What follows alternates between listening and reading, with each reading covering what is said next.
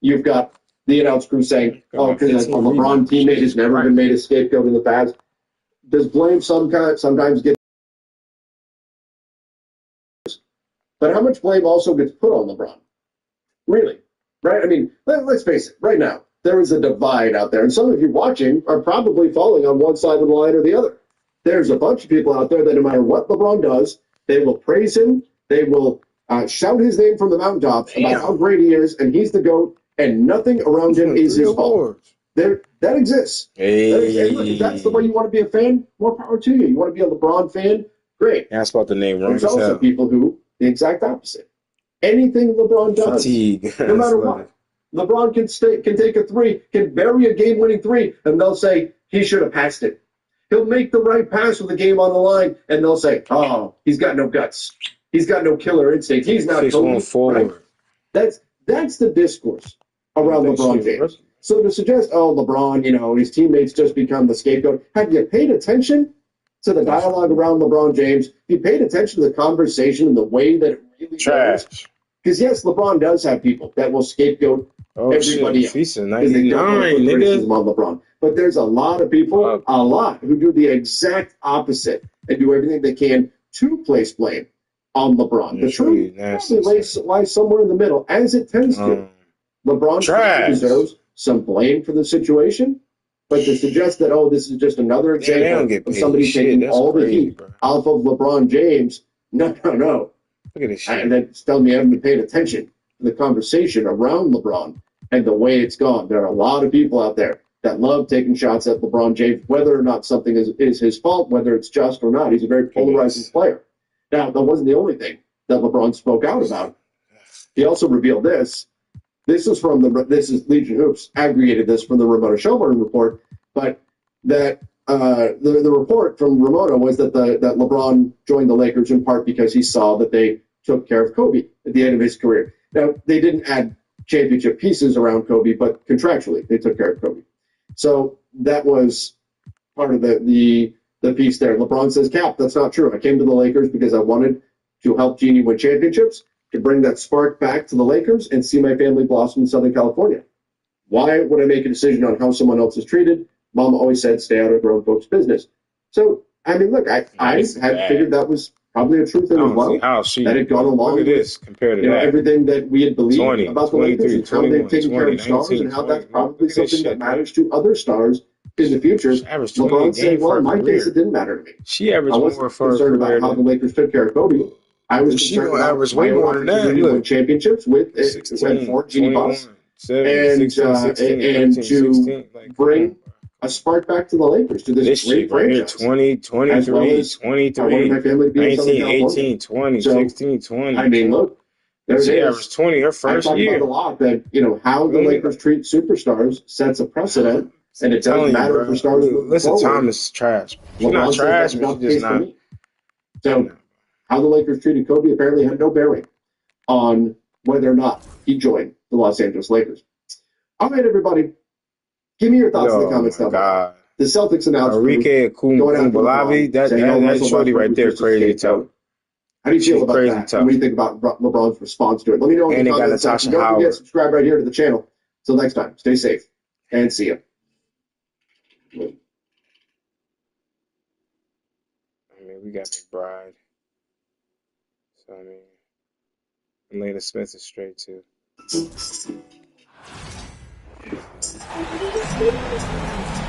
Welcome to WNBA basketball on 2K Sports.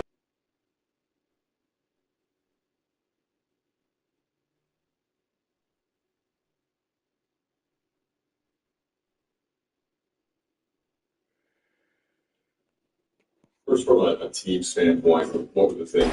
This is Blake Suniga alongside Tim Swartz and Ryan Benefitteni. We're excited for some 2K hoops. The putback, great positioning on the putback. What an absolute force the talent is down low. The boards, the points, what a talent. Right up top, guarded now by Agungawale. The floater. Good D by Enrique Agungawale. Their physicality. Pass to Uzan. Back to Ogunbowale. McCowan, she's guarded by Shepard. McCowan with the bucket. Obviously, McCowan's 6'7" size helps her down low, but she also has a little host of ways to beat you in some nice touch. Now here's McBride. Guarded now by Ogunbowale. Down there in the low post is where you want to create a lot of your offense. Here's Dallas now. Here's Uzan. Outside Ogunbowale. Down low. Here's McCowan. Minnesota grabs the miss.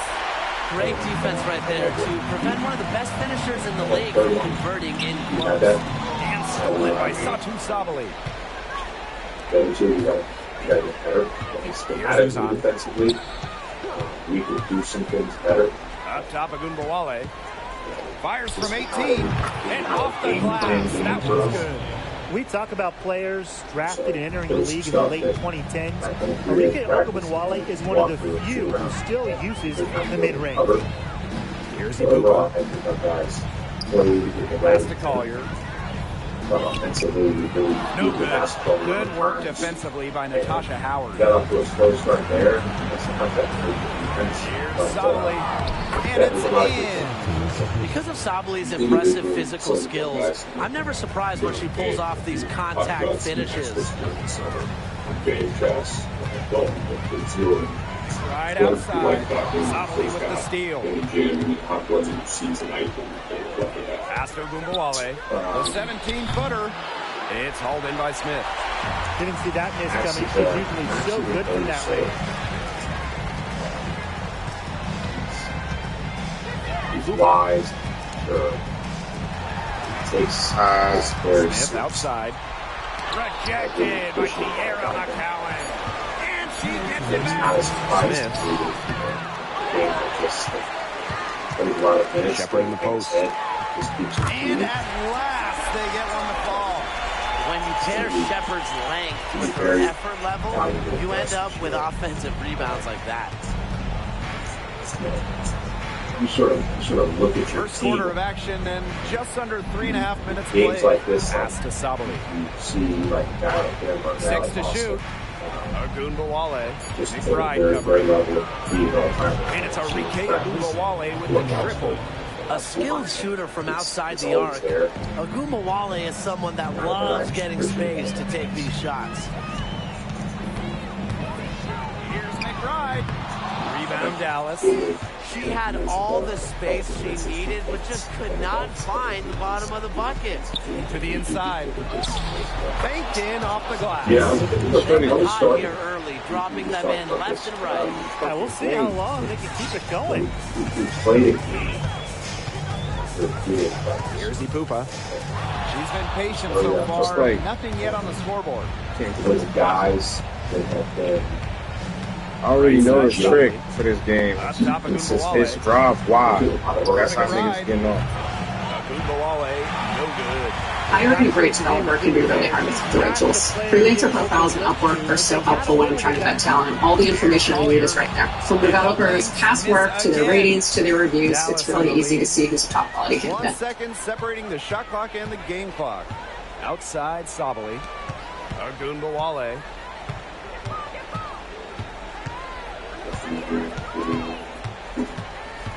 Screen by McCowan. Ogunbowale, no good. And that concludes the first quarter of play. It's the Wings. They're up by 9. And the second quarter is on the way when we return. Welcome to a special bonus episode of Locked On Lakers. Brian Kamenetsky, Andy Kamenetsky. The Lakers lose the preseason opener, but the young players impress. We'll break down next. Contested quarter as we move into the second. And looking at what we've seen from the Wings, what do you guys think? You are Locked On Lakers, your daily Los Angeles Lakers podcast, part of the Locked On Podcast Network. Your team every day. Thanks, Denny. This first happens every day, Monday through Friday, and sometimes on Saturdays. No matter how low range each podcast, this one's always free. Never behind paywall, and Locked On Lakers on YouTube is where you go hang out with 25,000 subscribers, all of whom are excited to be first post-game bonus episode of the 2024-2025 season. It comes following a 124-107 loss to the Minnesota Timberwolves, the preseason opener, first of 6 for the Lakers. No LeBron, no Anthony Davis. They will both play Sunday, presumably. But that's just for the record. We'll get to the guys who did play here in a second. It does make sense, Andy. I think if you're going to sit one of them, it makes sense to sit both of them and not stagger the time that they're available. Have everyone available, have them not available, but keep those two together. I think that, yeah, absolutely. Especially when we focus on what happened in tonight's game.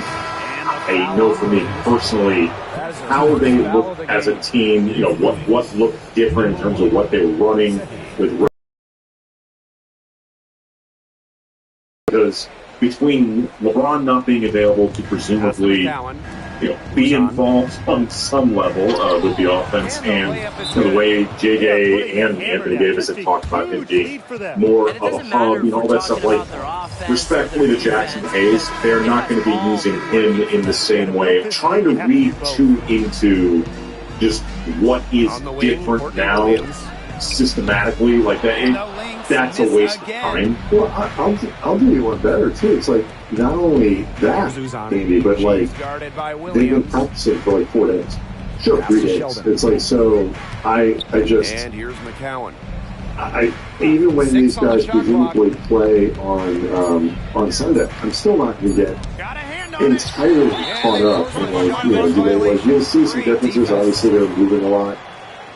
You could recognize the motion. You could see, so like, you'll see the beginnings of things. So like, I'm not going to freak out over the first couple of games of like, and make the sort of definitive evaluation of the differences with Redick there, because there's some amount of time to put stuff in, even beyond just the LeBron and AD. When those guys are playing, I still think you have to be careful, especially this early preseason, about making sweeping evaluations of what is or isn't happening in the J.J. Redick regime.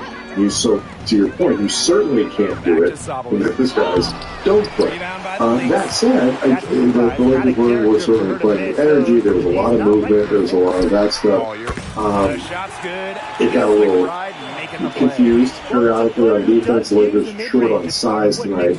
It's not only that, obviously Christian Wood is out, no Jared Vanderbilt, and Cam Reddish also didn't play. So you're without most of your front court. Not really Hachimura and Jackson Hayes. So that's basically it. So, a little goofiness to see, but to the point, Andy, the individual performances in this preseason loss. I know going in, I was interested in Max Christie, I was interested in Dalton Nett, and I was interested in Jalen Mitchell. And all three of those guys, I thought played well. Yeah, completely agree. We'd start with Max because he started in LeBron's place during this game, and I thought he looked really, really good on both sides of the ball. Really confident. He finished with 11 points, 5 of 9 from the field, just 1 of 5 from behind the arc, 7 rebounds, 2 assists, a steal, and 2 blocks, and just. Early in the game, he hit a 3, and they put the ball on the floor. It was on the first quarter, got to the basket using either hand. There was a sequence where he set up Jackson Hayes on a really nice screen roll. He finished a dunk. A lot of traffic, a lot of contact and traffic. I think it actually could have been an and one. And I also noticed, too, this was great to see defensively with Max. There were plays where he got beat off the dribble, but he kept consistently staying with the play, and he allowed himself to be in the position to either get a couple blocks or bother shots. Like, he just played with consistent hustle and energy, and he just does not give up. Well, he stays, even when he gets, I'm not sure even on some of these plays if he's really necessarily being beaten so much as he is, funneling in the directions, and he generally stays attached to his guy pretty well. I mean, I just thought, especially in that first half, I thought he was the best player, for the Lakers. I want to say best player on both sides. I wasn't watching the Timberwolves that closely, but, I thought for the Lakers he was the best player. And it was the mixture of stuff. You know, my favorite play, we actually were texting about it during the game, was that pick and roll with Jackson Hayes, but he comes off, you know, the screen from Hayes, and just, it's a very simple play. Hayes rolls, little pass, bounce pass, whatever, one dribble coming off that screen, and it's like, it's not a super complicated play, but one of Christie's weaknesses last year.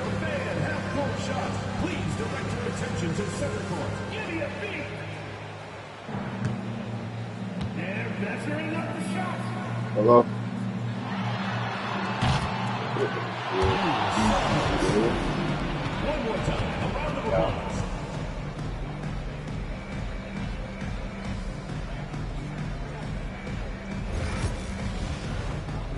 Oh, you gonna flip off? Those are the moves, alright?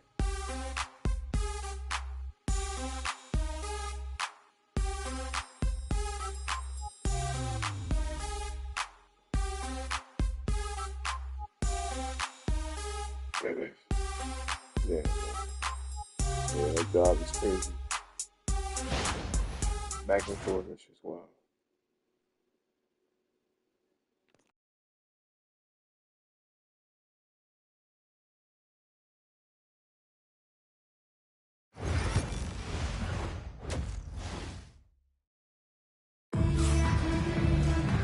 Now the second half about to get started up again any moment.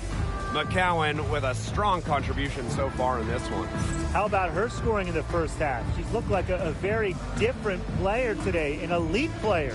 Yeah, and she's been a pleasant surprise for them, that's for sure. She really hit on something that worked in those first 2 quarters. And the third quarter about to get underway here. Now here's McBride. Guarded now by Agumbawale. Second shot opportunity. McCowan with the steal. It falls for the 6th time in 7 tries this contest. That's an 86% accuracy mark. So the Lynx now. They trail by 11. Right outside.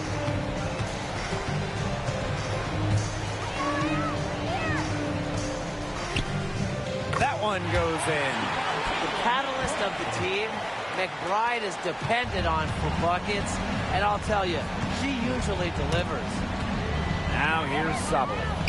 She has 6, and she'll shoot free throws. Clearly fouled on the shot that time. The whistle blows.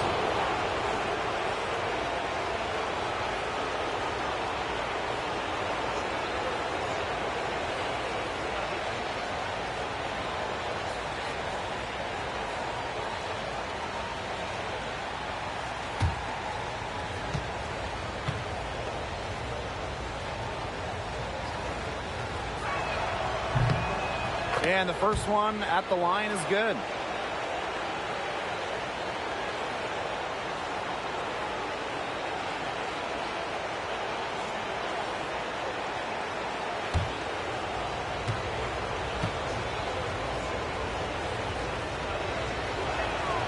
Both good at the line.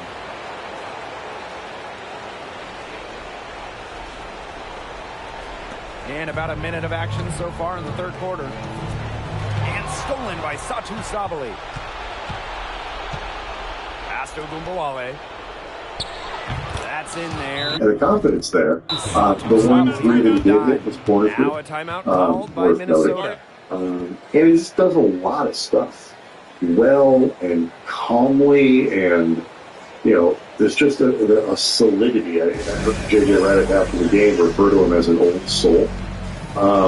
He's just saying this since his rookie spot. When he was a rookie and he was like 19 when he entered the league, he sounded 30. I mean, like, he really talked like somebody who had not just been in the league a while, but like been in life longer than somebody. He sort of sounds like your financial advisor.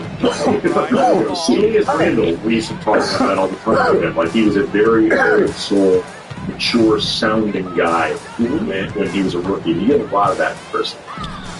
And so it's a little like Summer League where you want certain guys to distinguish themselves as players. And like the Lakers really are putting themselves in a position where they need Christie to be good.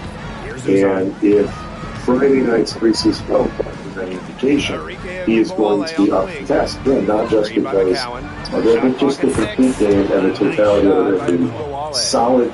He played like a guy who looks like he's going to be very reliable from a coaching standpoint. Reliable, predictable, he'll understand the game plan, he'll execute the game plan properly. Doesn't mean all the shots are always going to go in, all that stuff. But excellent for Christie. Connect was another guy who I thought was very impressive, and look at his offensive numbers. 25 minutes on the floor, 7 of 13 from the floor, 2 of 7 from three-point range. Actually felt like he did more. But he had 16 points, 3 rebounds, 2 assists. And you really saw the comfort with NBA offense. You saw him finish at the rim, you saw him catch and shoot in very tight quarters, and don't seem to bother the shot. You saw some of the athleticism. He looks like he's going to be a really good offensive player in this league. Yeah, we talked about it during Summer League. The outside shot, whether this summer or in this game, has not fallen with as much consistency, but I'm not worried about it not coming around. And then in the meantime, he does look like he's got the makings of a legit 3-level scorer. He is extremely confident with the ball. He's extremely confident moving without it. He had 5 turnovers in this game. He was stripped a couple times. He can be a little bit loose with the handle, but I think that's not going to work. I don't really do like all these guys do. Of course, I realize he played Summer League, but it's essentially, they're sort of pro debut. Next time I do that, watch he looks to make plays as well. Like he's not. He does not, even though he clearly looks for his shot, I don't think he has tunnel vision. And I think he looks to involve other guys.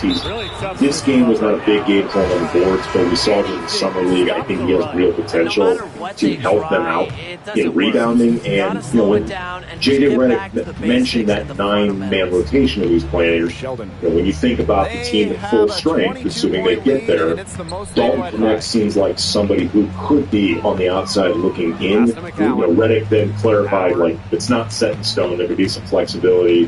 As you and I talked about, sometimes 9-man can mean 9.5, and the guy it's a different is different from that. Absolutely. There can be adaptability to it, but if nothing else, with a few guys out, Jared Vanderbilt, we don't know when he's going to get back. Cam Reddish is still not playing in live scrimmages. There could be opportunities, at least early on, for Neck to get on the floor, and the defensive issues are going to be there, but at the very least, he does not look in any way intimidated at the prospect of being out there. The third guy that we wanted to mention was JHS. Obviously, last year was a total loss for him, at least at the NBA level. He actually did perform pretty well before